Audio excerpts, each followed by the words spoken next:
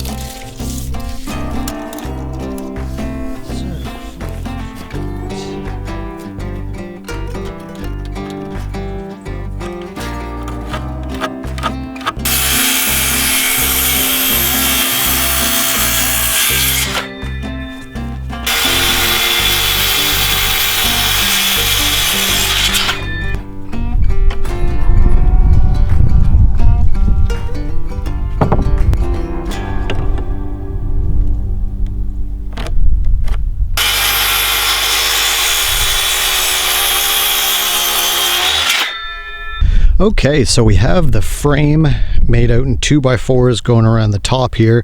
Unfortunately, as you see right there, that back 2x4 is a little bit bowed, go figure. But this will be the one that our hinges go onto, so I'm hoping it'll just suck it down that little bit. But even if the hinges don't suck it down, I'll drape the plastic over it and wrap it under there, and I'll seal it in so we got no breeze there.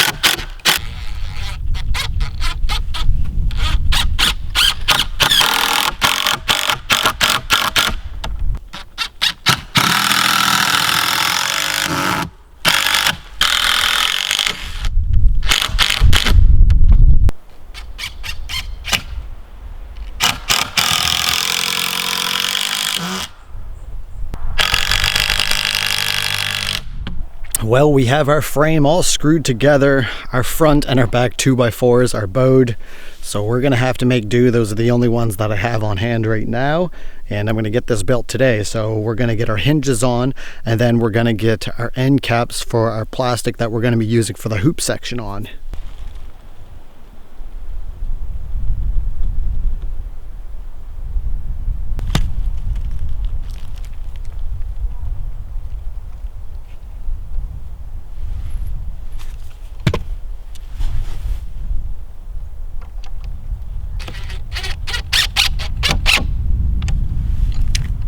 So just make sure when you're putting your screws in that they're less than the size of the board, because you don't want it coming up through.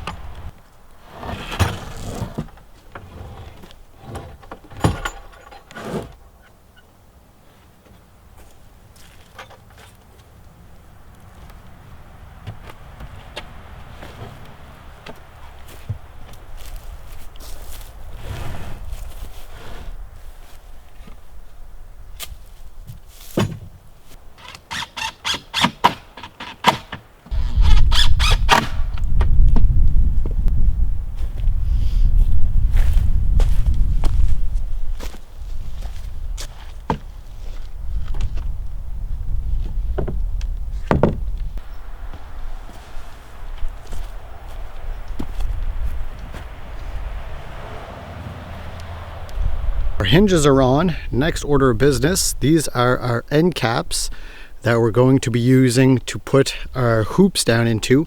So we got one for each of the corners, and what you can do is you can double them up and that'll give you an extra protective layer as well. But for right now, we're only going to do one per corner. So yeah, we're just going to put that right in the middle. And we're just going to screw it in.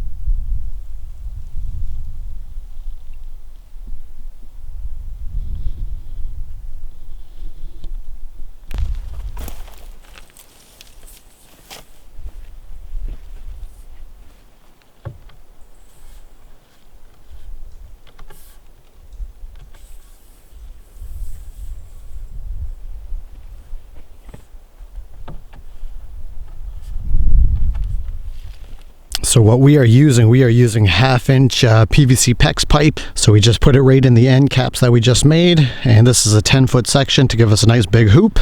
Could probably even go smaller than that, but no worries. Next order of business, we have our remainders. So we're going to put another one on the end over here, and then we're going to do one there, and then we'll connect it at the top with one coming across for support. I'll put another couple furring strips on the bottom to secure the plastic on the front and on the back, and to give it a little bit more support on the hoops as well.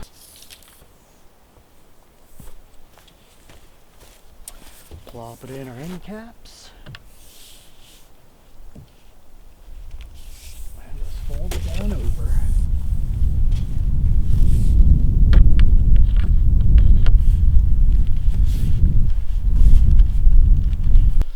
So there's going to be a total of 4 hoops. So we have some more end caps here, 2 more on the front, 2 more on the back. And I probably should have picked up 2 more pieces of PVC. We're going to string 1 across the top, and 2 more would have been great because we could have went along either sides. But what I'm going to do is I have some pieces of wood cut, so we'll just use those for bracing and support.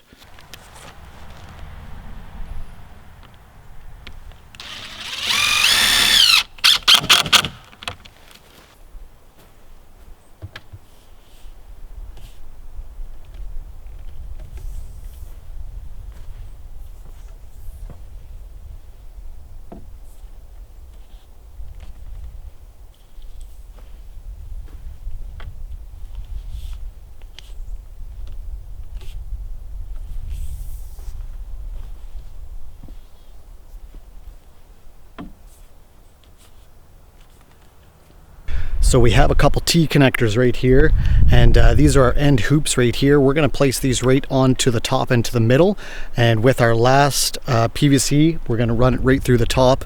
That's why I say I wish I had 2 more, because I'd place 1 more down here further down, and then the same on the other side for further better support.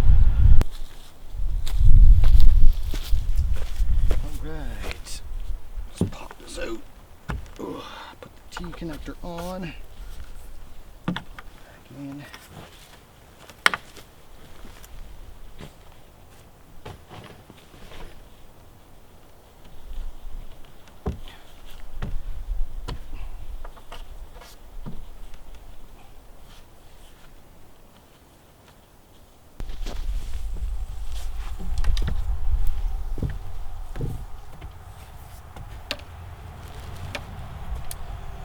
All right. Connection 1.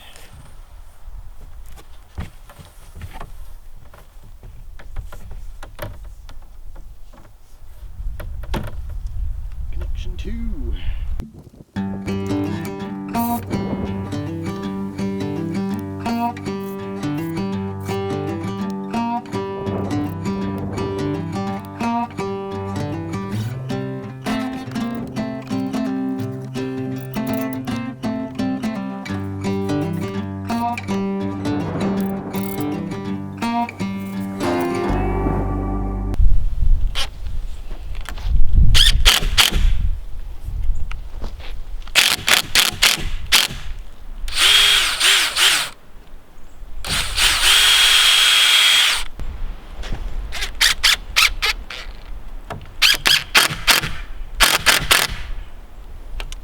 Alright, so what I did here, I added this for extra support. I just pre-drilled all of my holes you see here. I left some extra on the ends, so what I'm going to do is I'm going to do the same thing, and I'm going to run it all the way across so it'll form a complete square, and then that will add a lot more rigidness and structural stability so the wind won't affect it. So here we are, here's what it's looking like. I'm going to run across, do the same thing to the other side, put it on the other side. I'll cap in my ends on either side, and it'll be a lot more structurally stable. So both sides have their support in. They're all screwed, ready to go. We just finished off this side. I just cut my piece for this end cap, so let's get it in position.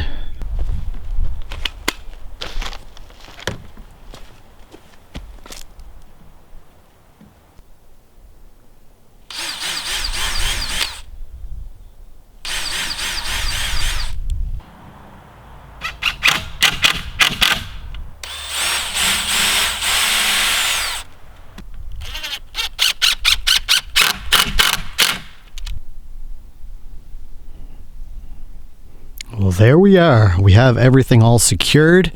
We have all of our bracing in place. Went around and put some double screws in. Screwed in at the bottom here as well on all my supports. Looking absolutely great.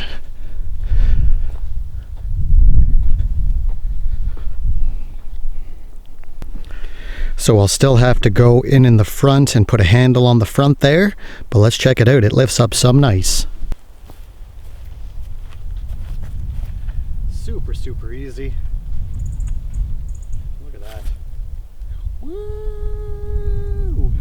So as you've seen there, super awesome. I might even get fancy, and over on the sides there and over there I might get some hydraulics. If not, for the time being, when I lift it up, I'll get some sticks or some boards that'll be able to prop it up so I won't have to hold everything open. But it's looking absolutely wonderful. So it's fairly sturdy. It's going to move around in the wind, but I guess time will tell with the snow load and the wind. But I mean, it's pretty sturdy, and we're going to go with that for right now. So the next order of business, I will get my plastic that we're going to be using for the cover, and we'll get it all covered in. We'll get it cinched down. We'll get our furring strips, and we'll tighten everything all up so the plastic is nice and tight and taut. And after that, it is good to be growing, after we get it filled with dirt, that is.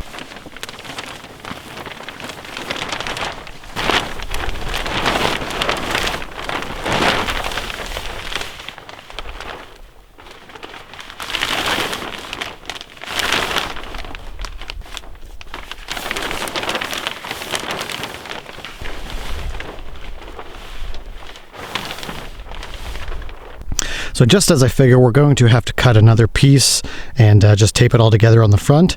I've got it held in place because the wind is getting a little bit picking up now, as you can see. I've left a lot of overhang for the back, and what we're going to do is we're going to take our furring strip and we're going to roll it up, and we're going to get it all in place and get it as tight as possible.